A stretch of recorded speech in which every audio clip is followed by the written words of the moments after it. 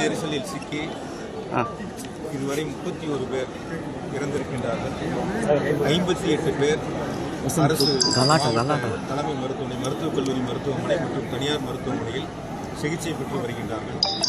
இந்த சம்பவம் நடந்து உடனடியாக முதலமைச்சர் அவர்கள் மாவட்ட ஆட்சித்தலைவர் அவர்களுக்கும் மாவட்ட காவல்துறை உயர் அதிகாரிகளுக்கும் எனக்கும் தொடர்பு கொண்டு உத்தரவிட்டு உடனடியாக மருத்துவமனைக்கு நேரில் சென்று கூடுதல் மருத்துவர்களை வரவழைத்து உடனடியாக அவர்களுக்கு தகுந்த சிகிச்சை அளிக்க வேண்டும் என்று முதலமைச்சர் அவர்கள் உத்தரவுகளை வழங்கினார்கள்.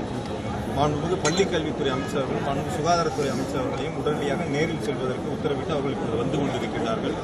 நாளை காலை முதலமைச்சர் அவர்கள் இங்கு நேரில் வருகை தந்து இந்த பாதிக்கப்பட்ட மக்களை சந்திப்பதற்காக வருகை தர இருக்கின்றார்கள். எனவே இப்பொழுது இருப்பது 46 பேர் தனியார் மருத்துவமனையில், 12 பேர் மாவட்ட மருத்துவக் கல்லூரி மருத்துவமனையில் சிகிச்சை பெற்று வருகிறார்கள்.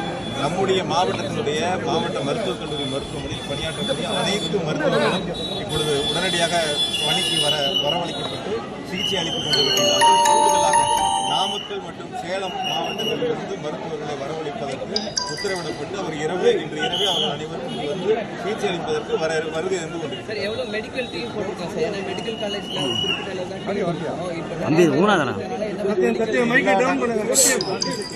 எல்லா டாக்டர்ஸும் இப்போ டியூட்டிக்கு வந்துட்டாங்க. கூடுதலாக நாமக்கல் மற்றும் சேலத்திலிருந்து கூடுதல் மருத்துவர்கள் வந்துகிட்டு இருக்காங்க. தேவையான அளவுக்கு மருத்துவ மாத்திரைகள் உபகரணங்கள் எல்லாமே இருக்கு. மருத்துவர்களும் இருக்காங்க. பாதிக்கப்பட்டவங்களுக்கு தகுந்த சிகிச்சை மிக வேகமாக